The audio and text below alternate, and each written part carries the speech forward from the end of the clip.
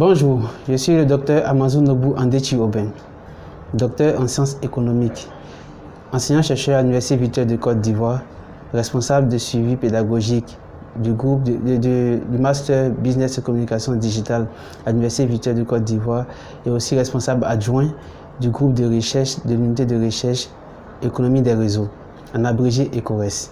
Par ailleurs, je suis chercheur associé au Centre suisse de recherche scientifique depuis 2014. Et c'est à ce titre-là que je me permets souvent de parler de la recherche parce que je suis en plein de la recherche et en tant que chercheur associé et en tant que responsable adjoint d'un groupe de recherche, d'une unité de recherche dans mon université qui est l'Université virtuelle de Côte d'Ivoire. Du 9 au 11 septembre 2021, le Centre suisse de recherche scientifique, dans le cadre de sa présence en Côte d'Ivoire depuis plus de 70 ans, a décidé de fêter son anniversaire. Et le thème qui a été retenu, c'était la recherche transformationnelle en Afrique subsaharienne. Et cette recherche, cet événement a été présenté sous forme de colloque. Et à ce colloque-là, plusieurs chercheurs du monde entier ont été invités, et les chercheurs du Nord et les chercheurs du Sud. Donc le thème la recherche transformationnelle était au cœur de cette réflexion qui était le cours de la fête des 70 années du Centre suisse de recherche scientifique, parce que finalement, ce qu'on doit aux populations, c'est l'impact de la recherche sur le niveau de vie des populations. Et la recherche transformationnelle, c'est qu'est-ce que la recherche a pu apporter aux populations. Et pour pouvoir mieux comprendre la recherche transformationnelle, il faut l'analyser dans une optique de pluridisciplinarité. Comment est-ce que les chercheurs essaient d'interagir avec les populations, la société civile pour améliorer le bien-être des populations. Et dans ce cadre-là, il y a un concept qui émerge depuis longtemps, qui est antérieur à la recherche transformationnelle, c'est le concept de pluridisciplinarité et de multidisciplinarité. Pluridisciplinarité, c'est lorsqu'on met ensemble plusieurs chercheurs pour réfléchir sur une situation qui concerne des populations. Et la multidisciplinarité, c'est lorsqu'on associe les populations elles-mêmes à la réflexion. Et tout cela doit aboutir à des résultats. Donc la recherche transformationnelle, finalement, c'est essayer de comprendre quel est l'impact de la recherche sur le niveau de vie des populations et ou en d'autres termes, qu'est-ce que la recherche a pu apporter aux populations. Et dans cette veine-là, il faut comprendre que toutes les recherches ne sont pas forcément transformationnelles, parce que la recherche peut se faire pour elle-même. Nous allons prendre 2 ou 3 exemples. C'est-à-dire, l'un des exemples, c'est lorsqu'on essaie de faire une recherche théorique pour comprendre certains phénomènes. Supposons qu'on soit... vous savez que le monde essaie d'explorer l'espace. Et l'exploration de l'espace peut nous conduire à mener des recherches qui vont essayer de décrire Mars, comprendre notre monde. Donc, il y a une autre optique qui n'a rien à voir avec forcément le bien-être des populations. Il y a aussi des recherches qui se font juste pour faire avancer la recherche elle-même, parce que la recherche elle-même a besoin aussi d'avancer. Par exemple, ce sont des recherches sur des nouveaux outils qui doivent être utilisés, dans les nouvelles méthodes, les nouveaux outils qui permettent aussi aux chercheurs d'être plus à l'aise dans leur manière de travailler. Donc, la recherche transformationnelle, elle concerne l'impact de la recherche sur les populations. La recherche expérimentale ou la recherche appliquée peuvent concerner dans une moindre mesure l'impact sur la population, mais ne pas forcément se focaliser sur la population, parce qu'il y a aussi plusieurs sujets sur lesquels les chercheurs doivent être capables de réfléchir et de penser. Dans le mois de juin à juillet, nous avons eu l'apparition du rapport de Unirank, qui est une structure de classement au niveau sous-régional, au niveau africain. Et ce rapport-là a montré que la Côte d'Ivoire occupait... La plupart des universités ivoiriennes ne figuraient pas parmi les 200 meilleures universités africaines, selon ce rapport. Et ce rapport, c'est celui de Unirank. Il faut d'abord préciser qu'il existe plusieurs rapports. Il y a aussi des rapports de Shanghai, il y a plusieurs rankings qui existent. Le ranking, qu'est-ce que c'est finalement? Le ranking, c'est le classement des universités en fonction de certains critères. Et ces critères-là sont définis par chaque structure qui prend en charge de faire un classement. Donc, quand on prend l'exemple, par exemple, de l'école, pour faire un classement, on essaie de voir les moyennes, les matières, et c'est en fonction de cela qu'on fait le classement. C'est pareil au niveau des universités. On peut regarder la mobilité des enseignants, on peut regarder la qualité de la recherche, la visibilité des enseignants. Bref, il y a beaucoup de... En fonction des rankings, il y a beaucoup de critères qui sont usités. Et le fait de ne pas figurer parmi ce classement peut être une mauvaise chose mais aussi n'est pas aussi alarmant que cela peut paraître. Parce que déjà, il faut une volonté d'aller à un classement. Et la plupart des universités n'ont pas vraiment cette grande volonté parce que peut-être qu'elles sont occupées à autre chose. Donc, ce qui a été fait, c'est que le FONSTI, en collaboration avec le PASRES, a organisé du 20 au 22 octobre un atelier qui a réuni l'ensemble des universités ivoiriennes pour réfléchir sur la possibilité de faire figurer la Côte d'Ivoire parmi ce classement-là. Et il y a même le ministre qui a été ministre de l'enseignement supérieur qui a été invité afin de pouvoir réfléchir et tirer des conclusions qui allaient être appliquées par la hiérarchie. Et comme conclusion, il ressort que d'abord, il faut une volonté.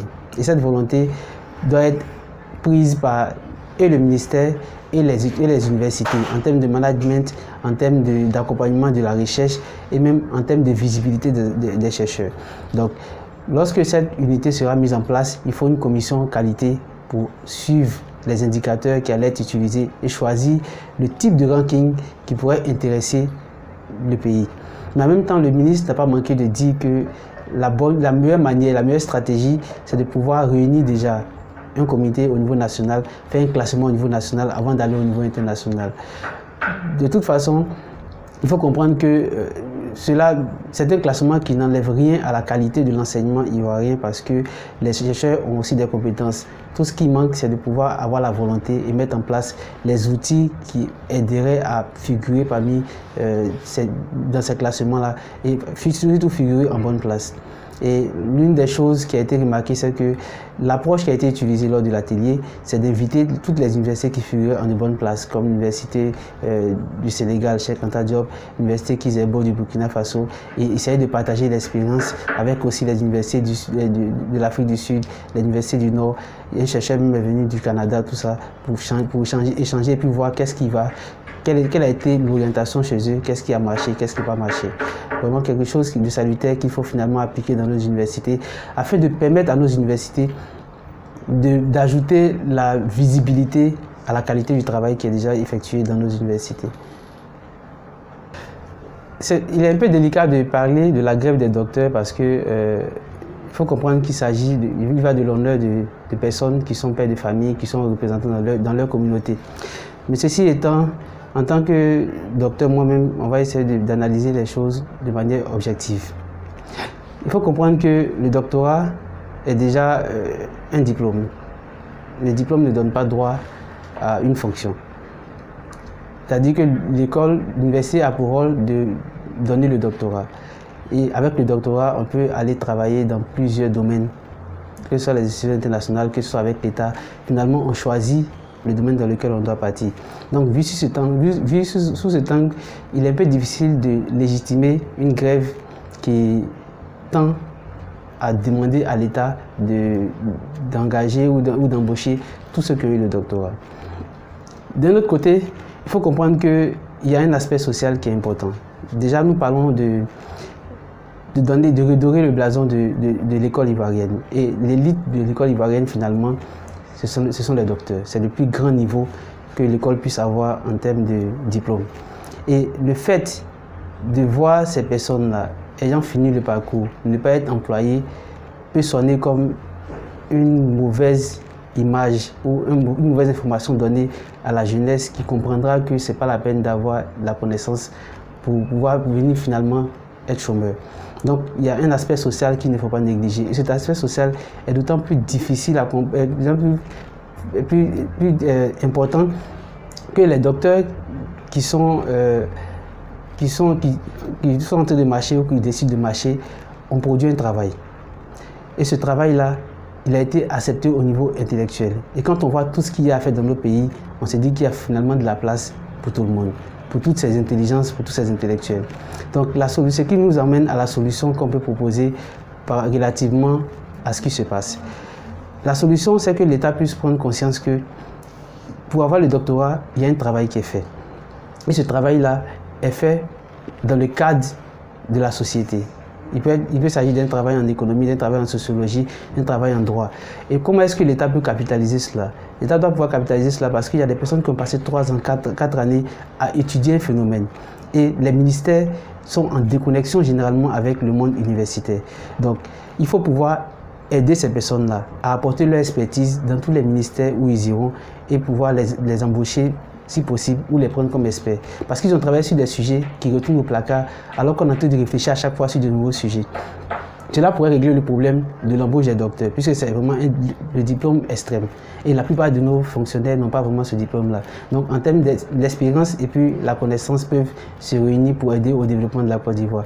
Donc, revoir finalement le processus d'intégration dans nos universités, en permettant au ministère d'aller assister souvent aux soutenances de thèse et même prendre des personnes qui ont la qualité directement dans le ministère pour pouvoir apporter leur expérience, puisqu'ils ont pu travailler sur des sujets qui peuvent intéresser le ministère et même l'État. L'autre chose, il faut comprendre que le fait même de finir le doctorat et de pouvoir de ne pas être utile à la société n'est pas un bon message. Donc c'est un message qu'il faut pouvoir prendre en compte. Parce que cela ne nous donne même pas les docteurs eux-mêmes, cela ne nous donne pas l'État et cela montre un peu une décadence de notre système éducatif. Donc j'encourage franchement l'État à pouvoir proposer, pas forcément en tant qu'enseignant-chercheur si le budget ne permet pas, mais à pouvoir permettre à ces personnes qui ont des compétences, qui ont des connaissances, d'intégrer les ministères ou les ministères qui sont intéressés par les sujets sur lesquels ils ont pu mener leur doctorat et voir comment est-ce qu'ils peuvent, en termes d'échange, qu'est-ce qu'ils peuvent apporter à ces ministères-là directement, au lieu de juste passer des concours pour des personnes qui n'ont pas forcément eu à étudier le phénomène et qui viennent s'asseoir et finalement qui font que la machine devient lourde. Parce que ces personnes doivent maintenant apprendre après, alors qu'il y a des gens qui ont déjà travaillé dessus. Donc ça peut être une dynamique dans laquelle les deux camps vont se situer, et les docteurs et l'État, afin de permettre d'augmenter la masse de connaissances et la masse de travail qu'ils pourront apporter à notre État.